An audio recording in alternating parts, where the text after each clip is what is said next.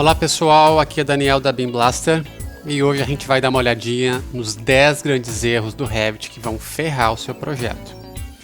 De onde é que veio isso, pessoal? Esses erros, claro, não se esgotam aqui.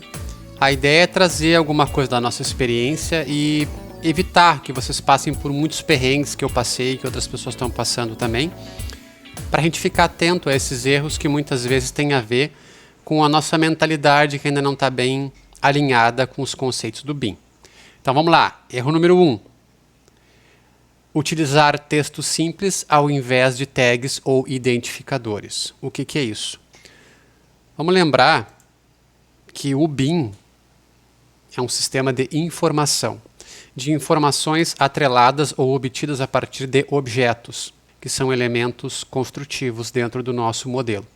Então, aqui no caso, a gente nunca vai colocar, por exemplo, como aqui, a informação de uma porta, por exemplo, como um texto simples, porque isso não é BIM.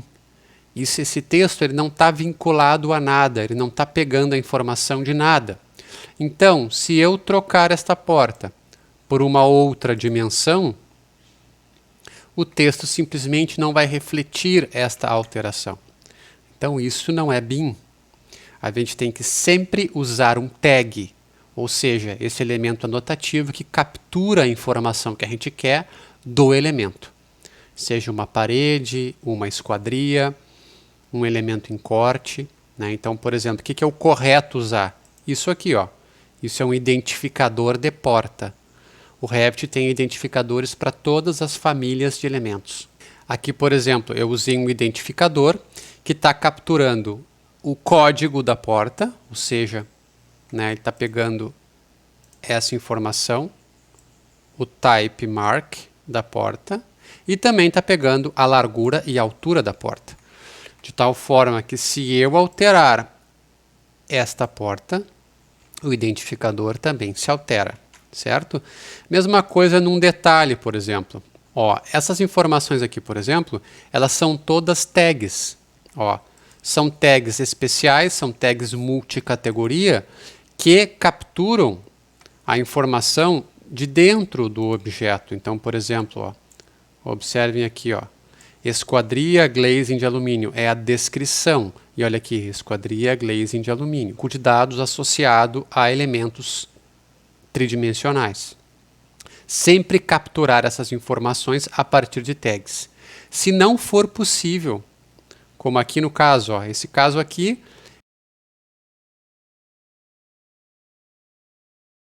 é um elemento bidimensional, então eu coloquei um texto. Tentar minimizar ao máximo isso, porque depois a gente perde totalmente o controle e também não consegue fazer as alterações em escala em todo o projeto. Erro número 2. Não preencher corretamente as informações dentro de um elemento. O que é isso, gente? Muitas vezes nós queremos duplicar um elemento para criar um novo, como por exemplo uma porta. Então, qual é o procedimento comum? A gente clica no objeto, vem aqui em Edit Type, duplica, vou botar aqui por exemplo B, e dá OK, tudo bem. O problema é que não basta só renomear o objeto. A gente tem que se lembrar que existem outras informações aqui dentro que precisam ser atualizadas de acordo com o elemento novo. Então, por exemplo, eu acabei de duplicar uma porta para criar um novo tipo. Então, eu tenho que verificar. Aqui no caso, eu tenho parâmetros específicos. As especificações são as mesmas? Os materiais são os mesmos? E aqui o mais importante, o type mark. Ó, o Revit, quando tu duplica, ele cria um type mark aleatório, que já não está batendo com o nome, então eu tenho que ajustar. PM90B. A descrição está certa, que poderia ser porta em madeira, uma folha de abrir com vedação acústica, sei lá, alguma coisa do gênero.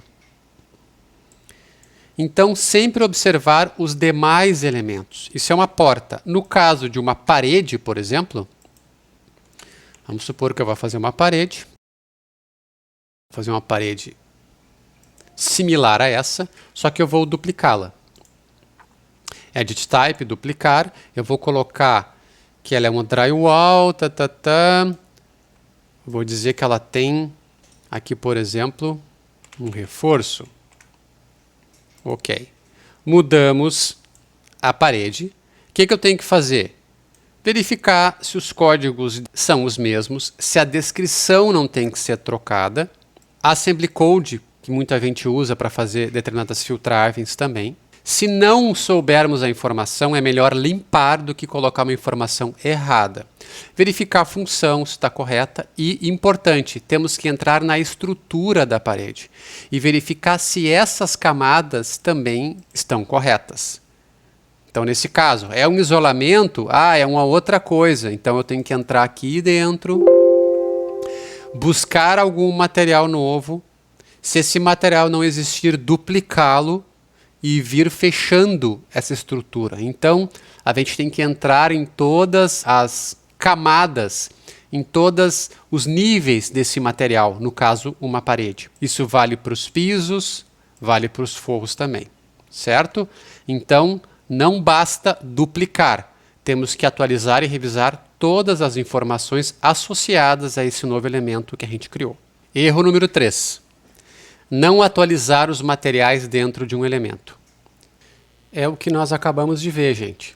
Imaginem que você queira fazer uma parede nova a partir de outra. Então, por exemplo, essa parede aqui é uma parede que está com o nome bloco concreto celular. A sua estrutura é um núcleo de bloco de concreto celular e 2 rebocos, correto? Então, vamos lá.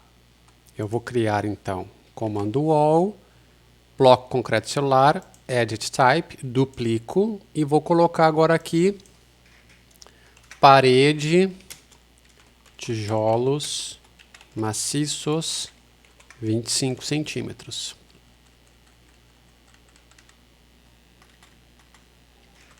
Ou seja, dupliquei, ok? O que eu tenho que atualizar aqui? Lembrem, informação, o que tem dentro do objeto. Descrição, não é mais isso.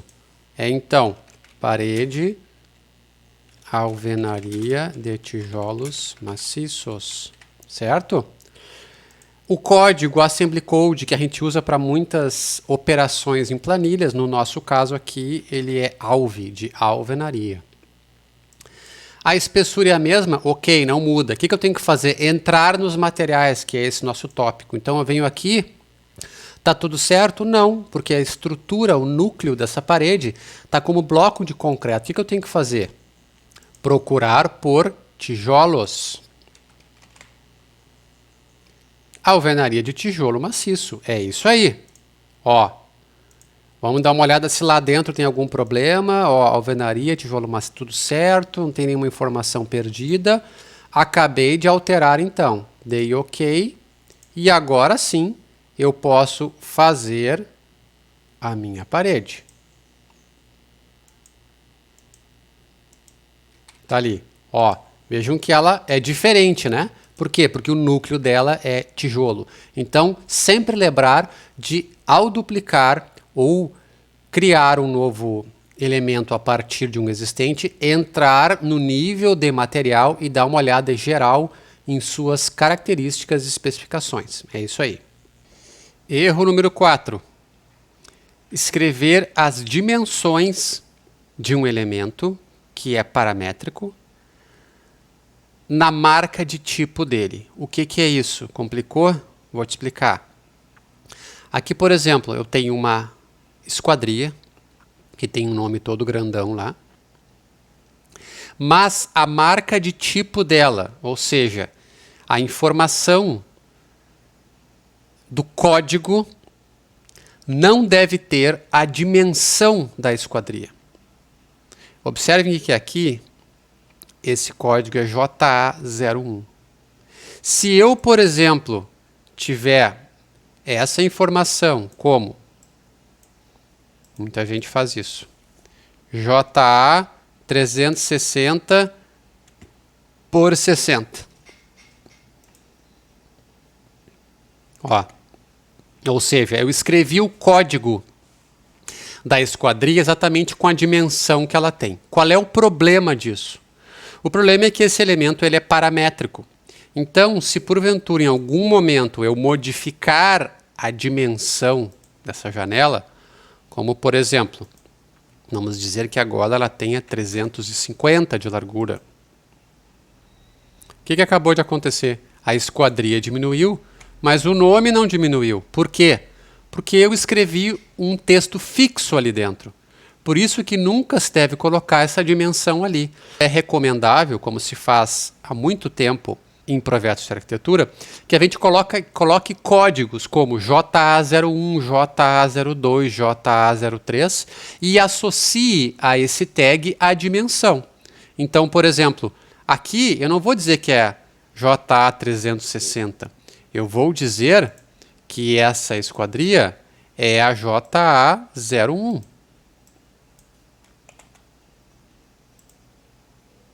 Certo? Por quê? Porque tanto faz o tamanho dessa esquadria, se ela for grande, for pequena, ela sempre será a JA01.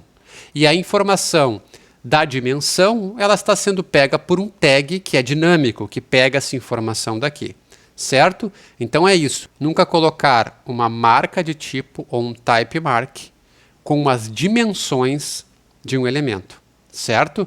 Porque vai dar muito problema em tabelas, muita confusão. Sempre lembre disso.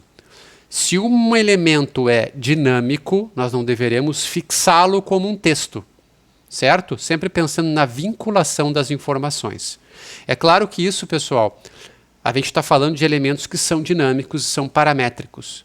Se vocês tiverem, por exemplo, portas que nunca vão mudar de tamanho, vocês podem fazer isso. Aqui, por exemplo, ó, nesse tipo de projeto eu tenho portas de 80, portas de 90, portas de 70. Elas nunca mudarão. Então eu posso colocar no type mark um código PM80, que é mais fácil de memorizar. Por quê? Porque essa porta nunca vai ter 83 ou 87 ou 78,5. Ela sempre terá 80, certo? Então isso aqui vale para elementos que variam dimensionalmente, que são paramétricos. Erro número 5. Usar demais ou abusar das achuras no Revit, as field regions. O que é isso, gente? São aqueles elementos bidimensionais. Então, qual é o problema de usar demais isso? Dá para usar? Dá para usar. É útil, mas nós não podemos abusar disso sempre pensando na questão da informação. Como isso é um elemento bidimensional, ele tem poucas informações atribuídas a ele para que a gente tenha um controle, para que possa manipular esses elementos.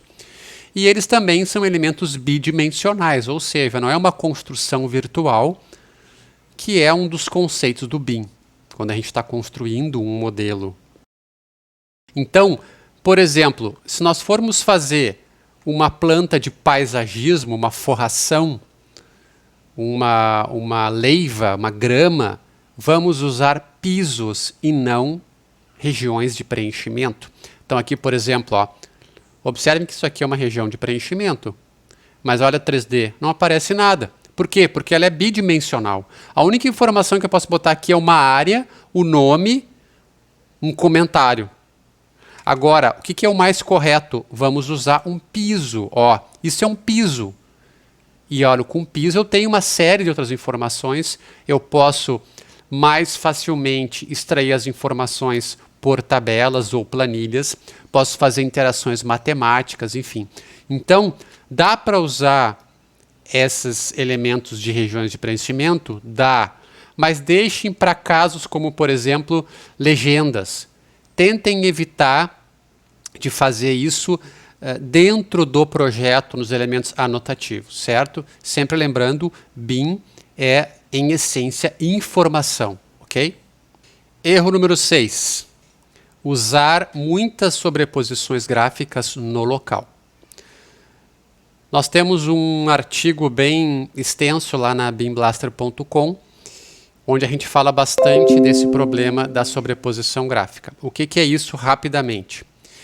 A sobreposição gráfica é quando a gente faz uma alteração específica num objeto. Por exemplo, esta parede, eu venho aqui e vou dizer que ela agora o seu padrão de fundo vai ser de uma cor verde. O que eu acabei de fazer? Eu acabei de alterar só esta. Apesar de ter muitas outras paredes do mesmo tipo e todas obedecendo ao VG ou a filtro, esta aqui foi alterada isoladamente. Qual é o problema disso? O problema é que os elementos que são alterados no local, que recebem essa sobreposição gráfica, não são mais controlados nem pelo template de vista, nem pelos filtros que porventura nós tenhamos aqui dentro, e também não estão sendo controlados corretamente pelos filtros de fase. E isso é um problemão para o nosso controle, porque nós vamos querer sempre, por exemplo, aplicar configurações gráficas a todo o conjunto de plantas baixas, a todo o conjunto de cortes. E isso só é possível quando nós temos esse controle global ou macro. Então, dá para usar sobreposição gráfica? Dá, mas com bastante cuidado e bastante atenção, porque a gente pode esquecer, aplica um modelo de vista, acha que está tudo maravilhoso, mas esqueceu que tem 2, 3 elementos que a gente fez aquela modificação. E aí tem que se lembrar. E quando a gente tem que se lembrar, a gente esquece e acaba fazendo burrada. Certo? Sempre lembrando, então, para a gente ter essa mentalidade BIM, essa mentalidade da informação, que ela está sempre num elemento central, ela não está espalhada. Então, as informações são lidas a partir de um banco de dados, vamos dizer assim, certo? Então, aonde que está definido como essas paredes serão representadas? Na própria parede, mas também no modelo de vista, no VG, nos filtros que possam existir e também nos filtros de fase, certo? Dei uma olhadinha no nosso blog que tem um artigo bem grande a respeito. Erro número 7. Não usar modelos de vista. Esse erro vamos dizer assim, ele é um indicador de que a pessoa ainda é um usuário bem iniciante do Revit. Por quê? Porque ainda não compreendeu bem a questão dos controles. O modelo de vista é como um estilo do Word ou de outros softwares parecidos. Como é que funciona? Eu faço uma configuração nos modelos de vista. Aqui dentro eu configuro tudo. Escala, configuro o modo de apresentação, o nível de detalhe, o que aparece e o que não aparece, os elementos anotativos, o que é importado ou não, como DWGs que estão mostrando, configuro todos os meus filtros, configuro vínculos de Revit ou links de Revit e todos os demais itens que eu possa controlar quanto à apresentação gráfica desta vista. Pode ser corte, fachada, detalhe, o que for, certo? Então, isso aqui é um conjunto de controles. Ao aplicar um conjunto de controles a N vistas, todas as vistas obedecerão a isso. Não preciso descrever a utilidade, né? Por exemplo, eu venho aqui no meu navegador, se eu quiser que todas as minhas plantas baixas executivas tenham determinada configuração, eu venho aqui no template de vista e vou aplicar o template respectivo. No caso aqui seria uma planta a construir. E todas obedecerão a isso. Se porventura uma não tiver, ela não vai obedecer.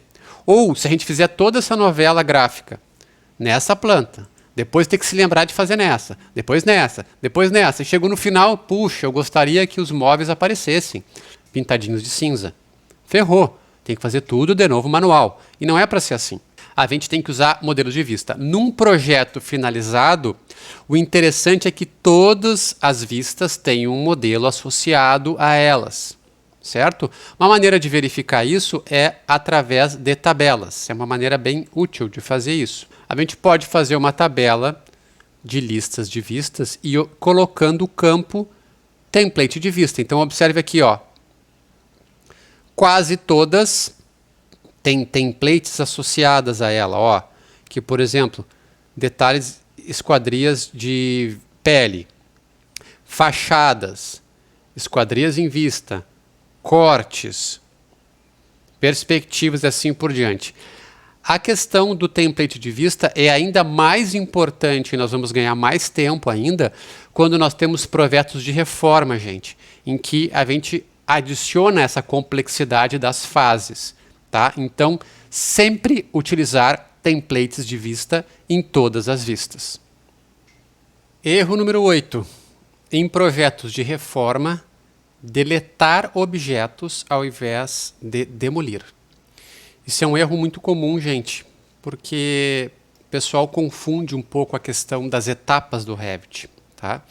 A gente tem que lembrar que o Revit é uma construção virtual. Num projeto de reforma, a gente tem que construir primeiro o existente, a gente vem do atual para o futuro. Então, o que a gente faz? Constrói na fase existente, para depois, na fase da construção nova, demolir ou colocar os elementos novos que serão adicionados. Tá? Então tem que lembrar sempre o seguinte: o que será demolido numa obra de reforma, a demolição ocorre aonde? Na fase nova, ou seja, no futuro, certo? Então, quando a gente falar em demolir alguma coisa, não é deletar. Essa é uma mentalidade 2D de AutoCAD. Aqui, por exemplo, nós temos, olha só, uma vista do existente, ó, que é a mesma coisa dessa planta, certo? Uma vista de demolição e uma vista com as coisas novas, tá? Então, toda essa parte aqui será demolida, tá? Se eu colocar aqui um template de vista de demolição, tá aqui, ó. Então, essas paredes todas, é um núcleo de sanitários e de ar-condicionado, serão demolidas, certo? Ó, aparece aqui na planta, aparece aqui em 3D, correto? Só que, se eu for demolir esse elemento aqui, tá? Eu não tenho que pegar esse elemento e fazer assim, ó, deletar. Se eu fizer isso, qual é o problema dele? O problema é que ele não aparecerá mais, ele deixou de existir. Ele não aparece mais, ó, nem no existente, certo? E também não vai aparecer na parte futuro, que tá aqui são revestimentos, tá? Então, esse elemento deixou de existir. Ele não será mais computado como uma parede a demolir, certo?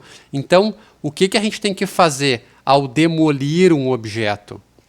Eu estou aqui então numa planta na fase futura, ou seja, estou aqui na construção nova, certo?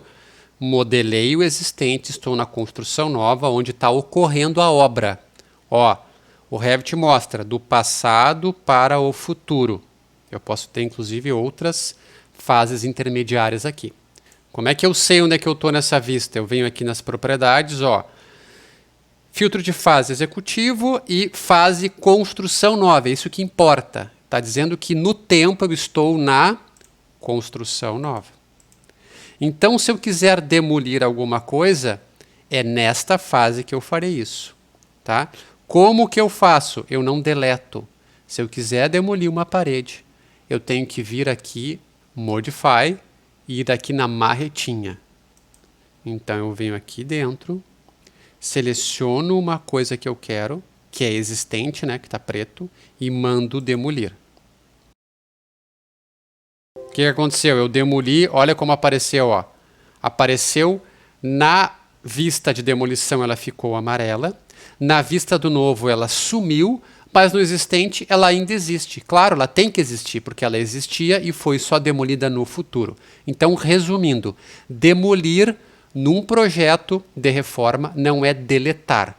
Demolir é usar a ferramenta de demolição na fase futura. Se eu vir aqui no existente e selecionar essa parede, a informação dela, ó, fase criada existente, fase demolida, construção nova. É isso que a ferramentinha de demolição faz, ok? Erro número 9. Inserir dimensões com revestimentos ligados. Cotar o revestimento não é o problema, gente. O problema é saber o que a cota, o que a dimensão está capturando. Qual a face, qual o elemento que ela está capturando.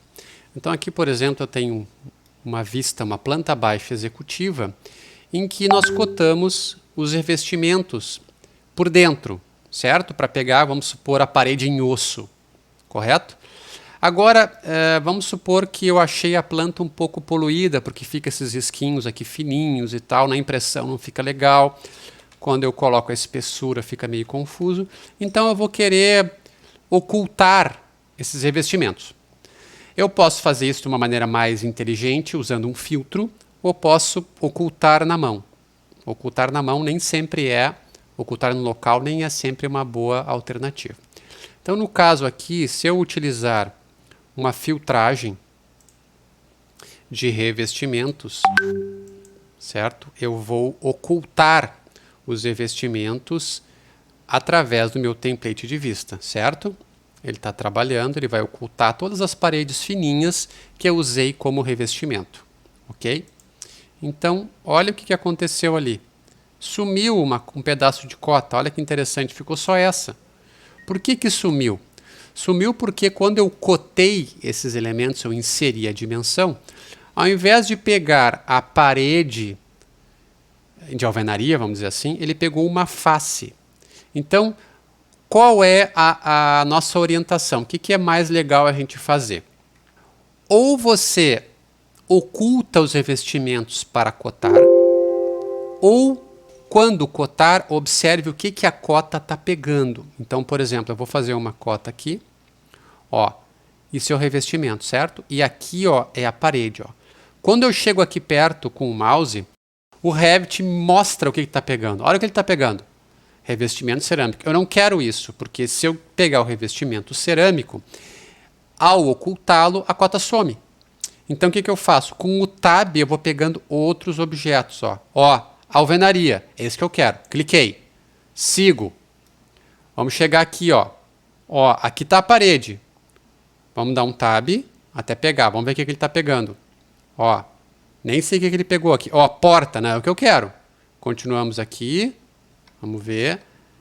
Inclusive, ele pode pegar, muitas vezes, um piso ou um contrapiso, porque são faces coplanares, mas que estão abaixo do nível, né? Ó, não consegui pegar. Vamos ir por aqui, ó. Tab. Porcelanato, ó, pegou um piso, não é o que eu quero. Alvenaria, pegou. Perfeito. Seguimos aqui. Aqui tem uma camada de pintura. Eu não quero a pintura, eu quero... Ó, pintura látex, não quero. Tab. Alvenaria, pegou. Como vocês viram, dá para fazer. Só que é um saco, porque tem que ficar parando, dando zoom, é meio xarope, né? Porque agora, por exemplo, se eu ocultar os revestimentos, estamos no filtro aqui. Ao ocultar os revestimentos, as cotas não deverão sumir. Ó, a que nós fizemos não sumiu. Certo? Então, o interessante é nós ocultarmos os revestimentos, deixar só para as plantas de maior escala, né, com detalhes como áreas molhadas, enfim, que vai aparecer realmente, mas nas plantas gerais de construção, nós vamos querer ter as cotas osso. É mais interessante a gente ocultar, porque senão depois começa a ter pedaço de cota aqui, pedaço ali, e sempre observar então o que a cota está pegando. Mesma coisa aqui, se ele estiver pegando um piso e por alguma razão eu ocultar os pisos, as cotas vão sumir, certo? Então sempre prestar atenção nisso. Erro número 10. Interromper a continuidade das cotas ou das dimensões. O que é isso, gente? Muitas pessoas não sabem que o Revit tem uma opção para continuar com uma linha de dimensão. Não sabendo isso, o que as pessoas fazem? Elas cotam, vamos supor que eu vá cotar isso aqui. Vou continuar, certo? Venho aqui, parede, e assim por diante, e continuo a cotar. Aí vem aqui e atualiza. Então o que aconteceu? A pessoa colocou essa linha de dimensão e essa. Então, por exemplo, eu quero mover essa cota porque não está numa posição legal, eu ponho para cá, o que acontece? A outra fica ali pendurada. certo? Porque a pessoa não sabe que tem uma ferramenta para fazer isso. Qual é a ferramenta? É bem simples. A gente clica aqui e automaticamente ao clicar, ao selecionar uma linha de dimensão, aparece essa opção, ó, Edit Witnesses Lines. Então o que é isso? Basta eu clicar que eu vou continuar adicionando cotas, ó, que agora são um segmento só. Ó, se eu pegar essa cota, ó, eu posso mover para cá, que ela é uma coisa só. Parece bobo, mas quando a gente tiver uma planta muito grande e começar a ter esses segmentos que não são contínuos, é um saco, porque começa a dar muito trabalho para alinhar as cotas, ou quando tem 2, 3, 4, às vezes uma linha de dimensão enorme está quebrada em 4, 5 segmentos. Então, sempre se lembrar disso, não interromper as dimensões. As linhas têm que ser contínuas do início ao fim, certo? Gente, esses 10 erros são só um pequeno apanhado de coisas que a gente vê na prática. Eles não se encerram aqui, obviamente. Tem outros erros, vocês podem até comentar e colocar outras coisas que vocês vivenciaram, certo? Isso aqui é só uma orientação geral para dividir um pouco as coisas pelas quais a gente já passou e que a gente vê as equipes também enfrentando essas dificuldades, ok? Para mais informações, então, vá em beamblaster.com e a gente tem um monte de artigos legais para elevar o seu nível do uso do Revit em projetos de arquitetura. Valeu, um abraço.